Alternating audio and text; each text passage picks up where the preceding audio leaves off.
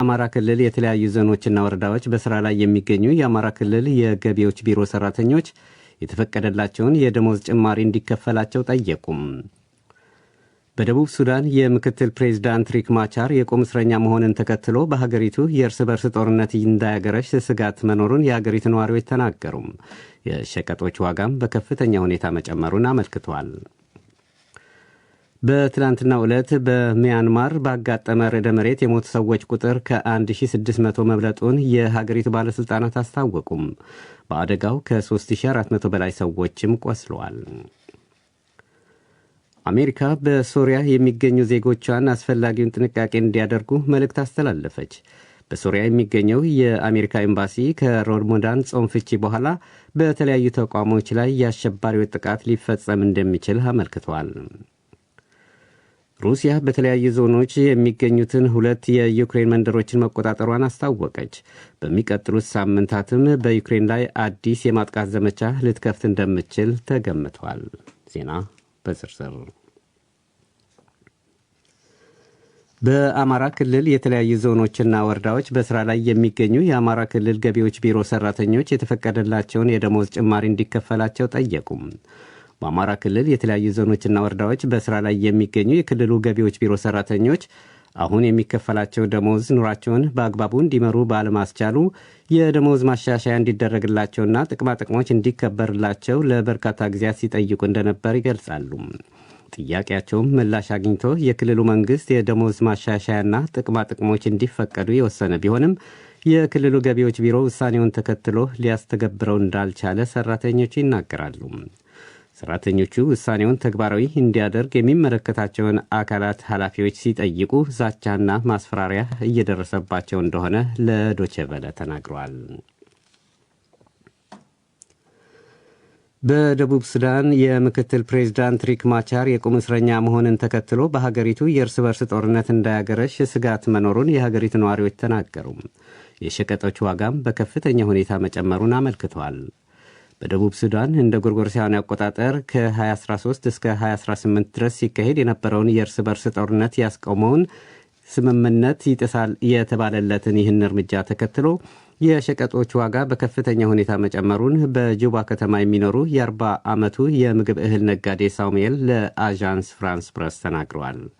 አስተያየት ሰጪው አክለውም በአሁኑ ወቅት በሀገሪቱ የእርስ በርስ ጦርነት ይቀሰቀሳል የሚል ስጋት በመኖሩ ወደ ገበያ የሚቀርቡ ሸቀጦች እጥረት ተከስቷል።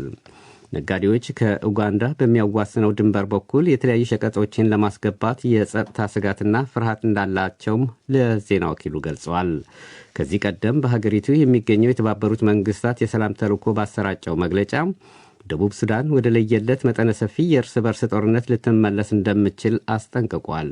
ግጭቱ ለቀጠናውም ዳፋው የከፋ እንደሆነ በማከል በደቡብ ሱዳን ለ5 ዓመታት በዘለቀ የእርስ በርስ ጦርነት ወደ 400 ሺህ የሚጠጉ ሲቪሎች የተገደሉ ሲሆን ወደ 4 ሚሊዮን የሚሆኑ ደግሞ መፈናቀላቸውን ዜናው አክለዋል። በትላንትናው ዕለት በሚያንማር ባጋጠመ ርዕደ መሬት የሞቱ ሰዎች ቁጥር ከ1600 መብለጡን የሀገሪቱ ባለሥልጣናት አስታወቁም። በአደጋው ከ3400 በላይ ሰዎችም ቆስለዋል። ትላንት በማዕከላዊ የሀገሪቱ ግዛት ያጋጠመው የመሬት መንቀጥቀጥ በሬክተር ስኬል 7.7 የተለካ ሲሆን በርካታ ሕንፃዎችን ጨምሮ የተለያዩ መሠረተ ልማቶችን አፈራርሰዋል። የመሬት መንቀጥቀጡ ዛሬም ተከስቶ እንደነበር ለማወቅ ተችሏል። በአደጋው በርካታ የመኖሪያ ሕንፃዎች የወደሙ ሲሆን የአደጋ ጊዜ ሠራተኞች በፍርስራሽ የተቀበሩትን ለማዳን እየተረባረቡ እንደሆነ ታውቋል። ተጠቃለው ያልወጡ መረጃዎች እንደሚያመላክቱት እስከ ዛሬው ዕለት 1644 ሰዎች ሲሞቱ 3408 ቆስለዋል። 30 የሚሆኑት ደግሞ እስካሁን ደብዛቸው አልተገኘም ነው የተባለው። የሚያንማር ጠቅላይ ሚኒስትር ሺናዋትራ ለጋዜጠኞች በሰጡት መግለጫ የሀገሪቱ ሕንፃዎች የመሬት መንቀጥቀጥን በሚቋቋም መልኩ መገንባታቸውን ገልጸው በዚህ ደረጃ ያልተገነቡ ሕንፃዎች ግን መፍረሳቸውን ገልጸዋል። ርዕደ መሬቱ በታይላንድም የተከሰተ ሲሆን ይህ ዜና እስከተጠናቀረበት ጊዜ ድረስ 6 ሰዎች ሞተው 26 ቆስለዋል። 47 ያህል ደግሞ እስካሁን ደብዛቸው አልተገኘም። ርዕደ መሬቱን ተከትሎ የተለያዩ ሀገራት የሰብአዊ እርዳታ እያደረጉ ሲሆን ቻይና በሀገሪቱ በሚገኘው ኤምባሲዋ በኩል ወደ $14 ሚሊዮን ግምት ያለው የሰብአዊ እርዳታ ለማድረግ ማቀዷን ይፋ አድርጋለች። ሩሲያ በበኩሏ 120 የአደጋ ጊዜ ሠራተኞችና የሰብአዊ እርዳታ እንደምትልክ አስታውቃለች። ህንድ የመጀመሪያ ዙር የሰብአዊ እርዳታ አድርሳለች።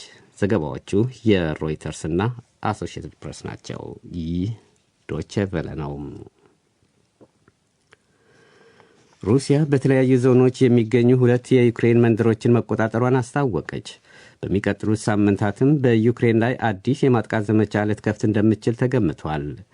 የሩሲያ መከላከያ ሚኒስቴር ዛሬ ያወጣውን መግለጫን ጠቅሶ ሮይተርስ የዜና ምንጭ እንደዘገበው የሩሲያ ጦር በምስራቅ ዶኔስክና በዛፓሬጂያ ዞኖች የሚገኙትን 2 መንደሮችን ተቆጣጥሯል። ይሁንና ዜናውን ከገለልተኛ ምንጭ ማረጋገጥ አልተቻለም። ከዩክሬን መንግሥት በኩልም ስለ ጉዳዩ እስካሁን የተባለ ነገር የለም።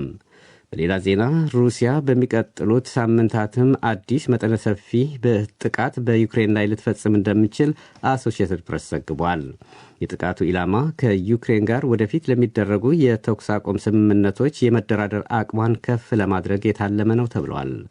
የዩክሬን ፕሬዚዳንት ቮሎዲሚር ዜሌንስኪ ሩሲያ በሚቀጥሉት ጊዜያት በሰሜን ምስራቅ ሱሜይ፣ ካርካየቭ እና ዛፓሬዚያ አዲስ ጥቃት ለመሰንዘር እየተዘጋጀች ነው ብለዋል። ፕሬዚደንቱ አክለውም ሩሲያ መቋጫ የሌለውን ድርድሮችን በማድረግ ተጨማሪ መሬት ለመውረር የሚያስችላትን ጊዜ ለመሸመት እየሰራች ነው ሲሉ ወቅሰዋል። የዜና ወኪሉ በስም ያልጠቀሳቸው ወታደራዊ ተንታኝና አንድ የዩክሬን ባለሥልጣን በበኩላቸው ሩሲያ ጦርነቱን ለማስቆም በሚያስችል ትርጉም ባለው ውይይት ላይ ለመሳተፍ ፍላጎት የላትም ብለዋል። ሩሲያ ሌሊቱን ለዛሬ አጥቢያ በማዕከላዊ የዩክሬን ግዛት ዴኒፕሮ በፈጸመችው የሰው አልባ አውሮፕላኖች ጥቃት በትንሹ 4 ሰዎች መገደላቸውንና 21 መቁሰላቸውን የዩክሬን ባለሥልጣናት አስታወቁም። የግዛቱ አስተዳዳሪ ሰርሂ ሊሳክ በከተማዋ ከባድ ፍንዳታዎች ተደምጧል፣ ብዙ ጉዳትም ደርሷል ብለዋል። ባለሥልጣኑ አክለውም ሩሲያ በፈጸመችው የሰው አልባ አውሮፕላኖች ጥቃት አንድ ምግብ ቤትን ጨምሮ በርካታ የመኖሪያ ሕንፃዎች ላይ ጉዳት ደርሷል። ጥቃቱን ተከትሎ በተነሳ የእሳት አደጋም በቁጥር ያልተገለጡ በርካታ መኪኖችና መኖሪያ ቤቶች መቃጠላቸውንም አክለዋል። የግዛቱ አስተዳዳሪ አክለውም የዩክሬን የአየር መቃወሚያ ምድብተኞች ለጥቃቱ ከተሰማሩ የሩሲያ ድሮኖች መካከል በርካታዎችን መጥተው መጣላቸውን ገልጿል ሲል የጀርመን ዜና አገልግሎት ዲፒኤ ዘግቧል። ሩሲያ በዩክሬን ላይ ወረራ ከፈጸመችበት እንደ ጎርጎሮሳውያን አቆጣጠር ከየካቲት 2022 ጀምሮ የኢንዱስትሪ ከተማ በሆነችው የዴኔፕሮ ከተማ ላይ ተደጋጋሚ የአውሮፕላንና የሚሳይል ጥቃቶችን መፈጸሟ መረጃዎች ያመለክታሉ። በሌላ ዜና የዩክሬን በቤልግሮድ የሚገኘውን የኃይል ይህን አረፍተ ነገር ደግሟለሁ። በሌላ ዜና ዩክሬን በቤልግሮድ የሚገኘውን የኃይል ማከፋፈያ ስርዓት ላይ ጥቃት መፈጸሟን ሩሲያ አስታወቀች። የሩሲያ የመከላከያ ሚኒስቴር ባሰራጨው መግለጫ ባለፉት 24 ሰዓታት ዩክሬን በፈጸመችው ጥቃት ወደ 9,000 የሚሆኑ የአካባቢው ነዋሪዎች የኤሌክትሪክ አገልግሎት ተቋርጦባቸዋል ሲል የዘገበው ደግሞ ሮይተርስ ነው። አሜሪካ በሶሪያ የሚገኙ ዜጎቿ አስፈላጊውን ጥንቃቄ እንዲያደርጉ መልእክት አስተላለፈች። በሶሪያ የሚገኘው የአሜሪካ ኤምባሲ ከረመዳን ጾም ፍቺ በኋላ በተለያዩ ተቋሞች ላይ የአሸባሪዎች ጥቃት ሊፈጸም እንደሚችል አመላክቷል። የጥቃት ኢላማ ይሆናሉ ብሎ ከዘረዘራቸው ተቋማት ውስጥ ኤምባሲዎች፣ ዓለም አቀፍ ተቋማት እንዲሁም በደማስቆ የሚገኙ የሶሪያ መንግሥታዊ ተቋማት ይገኙባቸዋል። ጥቃቱም በግለሰቦች፣ በታጠቁ ቡድኖች አሊያም ፈንጂዎችን በመጠቀም ሊፈጸም እንደሚችል አትተዋል። የፈረንሳይ መንግሥትም ዜጎቹ ተመሳሳይ ጥንቃቄ እንዲያደርጉ መልእክት ማስተላለፉን ታውቋል። የሶሪያ የሽግግር መንግሥት የጸጥታ ኃላፊዎች በበኩላቸው የቀድሞው የሶሪያ ፕሬዚደንት ባሽር አልአሳድ ትርፍራፊ ያሏቸውን ታጣቂዎች ላልታወቀ የሽብር ጥቃት የነፍስ ወከፍ መሣሪያዎችና ፈንጂዎችን እያከማች ነው ሲሉ መውቀሳቸውን አዣንስ ፍራንስ ፕረስ ዘግቧል። ቱርክ አንድ የስዊድን ጋዜጠኛ አሰረች። ጋዜጠኛው የታሰረው በአሸባሪነት ተጠርጥሮ እንደሆነ የቱርክ የዜና አገልግሎት አናዶልን ጠቅሶ የጀርመን ዜና አገልግሎት ዲፒኤ ዘግቧል። ጋዜጠኛ ካጅ ጆኪም አሸባሪ ቡድን በሆነው ድርጅት አባልነትና የሀገሪቱ ፕሬዚዳንት ረሲፕ ጣይብ ኤርዶሃን በመሳደብ ተጠርጥሮ ፍርድ ቤት ይቀርባል ነው የተባለው። የሀገሪቱ ባለሥልጣናት ጋዜጠኛ ጆኪም የኩርድ ሠራተኞች ፓርቲ በእንግሊዝኛ ምህፃሩ ፒኬኬ ፕሮፓጋንዳ በማኅበራዊ መገናኛ ዘዴዎቹ ሲያሰራጭ ነበረም ብለዋል።